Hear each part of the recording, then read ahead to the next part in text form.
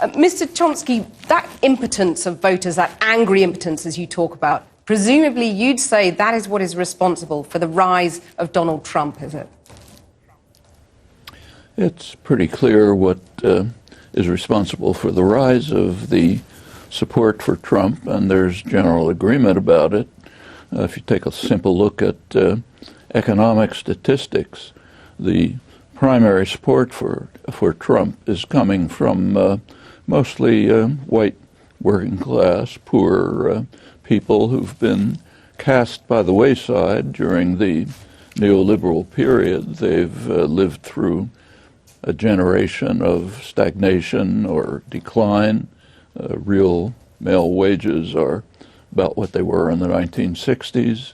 There has been, it's also been a decline in functioning democracy. The overwhelming evidence reveals that even their own elected representatives barely reflect their interests and concerns. Contempt for institutions, especially Congress, has just increased, skyrocketed. It's down single digits often. These are people who, meanwhile, there has, of course, been wealth created. It's gone into very few hands, mostly into a fraction of the top 1%. Indeed. So there's enormous opulence. Yes, indeed. And how dangerous do you think this all is in terms of Donald Trump, for example? I mean, he has been toning down some of his most extreme pronouncements recently. He may, if he ever got anywhere near power, he could be held in check by Congress. I mean, how dangerous do you think he is to America? Well, the greatest danger that he and indeed every Republican candidate poses is barely mentioned. It's kind of reminiscent of Sherlock Holmes's dog that did not bark. The greatest danger is there are two huge dangers that the human species faces. We're now in a situation where we have to decide whether the species survives in any decent form. One is the rising danger of nuclear war, which is quite serious. The other is environmental catastrophe. Now, on these issues, Donald Trump and the other Republican candidates are basically uniform. And do you believe that the threat of nuclear? And do you believe that Hillary Clinton, the Democratic frontrunner, would champion those issues and in a way that would satisfy you? Not in any way that would satisfy me, but at least she recognizes that climate change is going on and that we have to do something about it. Every single Republican candidate denies that it's happening, with the sole exception of Kasich, who says, sure, it's happening, but we shouldn't do anything about it. And that's having an impact. The Paris negotiations last December were aiming at a treaty. They couldn't reach it for a simple reason. The Republican Congress would not accept it. So it's a voluntary agreement, which means even the weak standards that were proposed will be barely, maybe it undermines the likelihood that even they will be met. Every Republican candidate, including Trump, wants to eliminate the Environmental Protection Agency, Richard Nixon's legacy, to cut back regulation, to race toward the precipice as quickly as possible. On militarism, every one of them wants to raise the huge military budget. Already over half of discretionary spending, leading right now, it's one factor leading to confrontations which could be extremely hazardous. And briefly, I think this, again, is not being discussed. Indeed. Well, I'd suggest one thing, perhaps that you might agree with Donald Trump on, would be about the EU. I mean, he talks about the fact that the UK may leave the EU. You've railed against European Union bureaucracy. Could you agree with him on that? No, I don't. In fact, I actually have no real strong opinion on Brexit, but my concern about it would be that it would weaken the European Union, but it would also probably leave Britain even more, don't want to use too strong a word, subordinate to U.S. power than it is today, which I don't think would be a good thing for the world or Britain. What, in a nutshell, is the answer to who rules the world now? Well, there are, as I try to discuss in the book, there is no simple answer. We usually think of states when that question is raised. And with regard to states, there's no doubt that the United States, despite its decline for many, many years, is still overwhelmingly more powerful than any state or group of states. But that's only one factor. States have internal structures, an internal distribution of power. In the United States, power is overwhelmingly and increasingly in recent years in the hands of a very narrow sector of corporate wealth, private wealth, and power. And they have counterparts elsewhere who agree with them, who interact with them largely. And that's another dimension in who rules the world. And there's also the public. The public can have, sometimes does have, enormous power. We can go back to David Hume, first major modern work on political philosophy, Foundations of the Theory of Government, pointed out that force is on the side of the governed. Those who are governed have the force if they are willing to and eager to and recognize the possibility to exercise it. Sometimes they do. That's a major force in who rules the world. But when it comes to state power, you don't buy the idea of China as the next superpower, the imminent superpower? China? I mean, China plays a very important role in the world, undoubtedly. If you take a look at, say, per capita income, it's far behind the United States and other developed states. It has enormous internal problems, demographic, ecological, resources, and so on. It's undoubtedly going to play an important, in military terms, it's not even a fraction of the United States and Western powers. So it's, yes, and economically it's significant, but bear in mind that a good deal of Chinese production is actually foreign owned. Apple, world's major corporation, happens to produce in China largely, but that's U.S. production, which happens to use Chinese facilities, labor and other facilities. So China is a growing, developing power in some domains. In fact, it's gone quite far, even in high technology industries. So, for example, in production of solar panels, China's in the lead, not just in mass production, but also in innovation and high-tech development. And all of this is significant, but is by no means a power on the scale of the United States. In fact, take a look at the confrontations between China and the United States now. There are serious confrontations. Are they in the Caribbean? Are they off the coast of California? No. They're in waters around China where China and others have territorial claims. That's a symbolic reflection of the nature of state power. Well, you're scathing about the United States. No one will be surprised to hear that. You describe it as a leading terrorist state. I'm just interested how you describe Russia. How I describe Russia? Authoritarian, brutal, harsh, carrying out ugly actions in its own region. The United States, on the other hand, carries out such actions all over the world.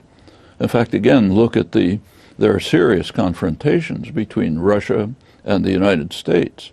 And once again, are they on the Mexican border, the Canadian border? No, they're on the Russian border. In fact, right at the point of the traditional invasion route through which Russia has been virtually destroyed several times in the past century, also earlier history. Again, that's no apologetics for what Putin may be doing, but it should lead us to have a rational perspective on the relationship between these forces in the world. As for the U.S. being the leading terrorist state, I should say that's hardly just my opinion. So, for example, I noted when I was introduced, the person who was introducing me said that I regard the United States as the gravest threat to world peace. That's not exactly, it's a little misrepresents the situation. There are international polls run by the leading U.S. polling agency, Gallup, its international affiliate, Gallup Win. And one of the questions they ask is, which country is the gravest threat to world peace? And the United States is first by a huge margin. Far behind, in second place, is Pakistan. That's undoubtedly inflated by the Indian vote, and others have slight mention. So that's global opinion. And I should mention that this was not even reported in the United States. Happened to be reported by BBC, but wasn't reported in the United States. As for being a terrorist state, President Obama's global assassination campaign, the drone assassination campaign, is an extreme terrorist war.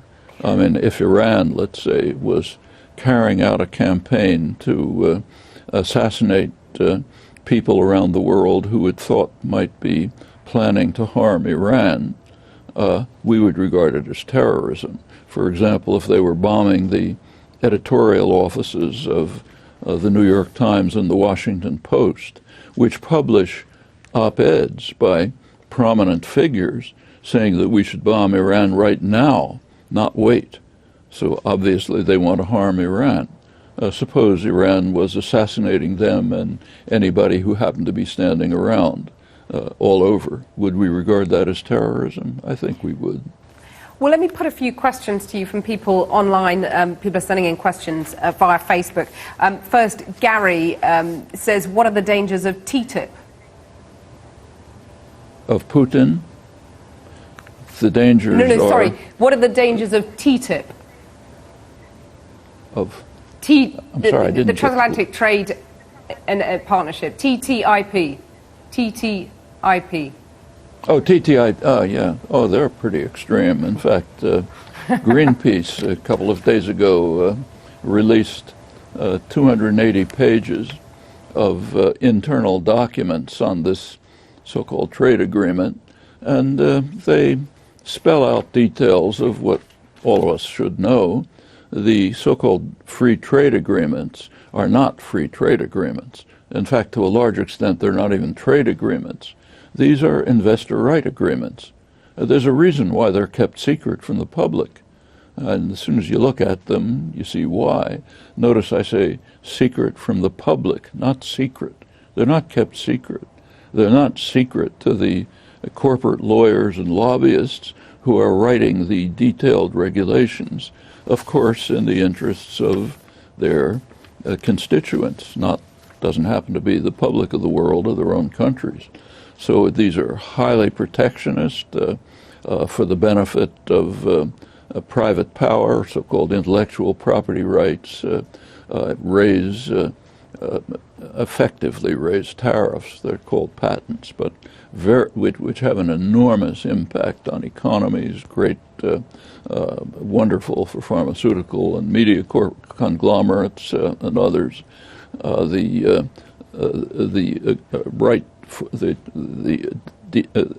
investors, corporations, are given the right to sue governments, something you and I can't do, but a corporation can, to sue governments for harming their potentially future profits. You can figure out what that means. And such cases are already in the courts they're not in the courts, they go to private trade adjudication groups made up largely of corporate representatives. They're already going on with NAFTA, and we can expect more of them. There are provisions that undermine efforts at regulation, including, incidentally, regulation of environmental dangers. And rather strikingly, the phrase climate change does not appear in these 280 pages, which are illustrative of the whole structure. So these, they have almost no, I should say these agreements, so-called Pacific and Atlantic, have virtually no effect on tariffs. Tariffs are already quite low among the major trading partners. When you read the propaganda about it, it says, oh yeah, sure, Vietnam's going to have to lower its tariffs. Yeah, almost no effect on trade. The major trading partners already have agreements that have reduced tariffs very substantially. There are few exceptions, not many. So these are we should disabuse ourselves of the illusion that these are free trade agreements, anything but, and to a large extent not even trade agreements. We have the experience of others, like NAFTA, many years of experience. So take, say, NAFTA. It has all of the aspects that I just described, but even more.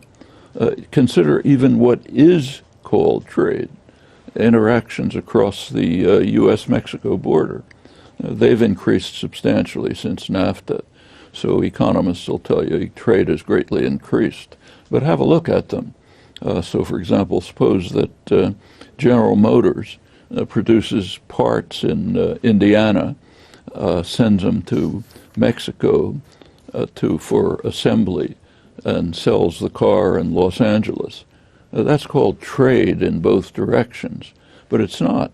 It's interactions internal to a command economy. It's as if during the days of the Soviet Union, parts were made, say in Leningrad, sent to Warsaw for assembly and sold in Moscow. We wouldn't call that trade. That's interactions internal to a command economy. Well, Noam Chomsky, thank you very much for being so generous with your time and for staying on to have that live online discussion. Thank you.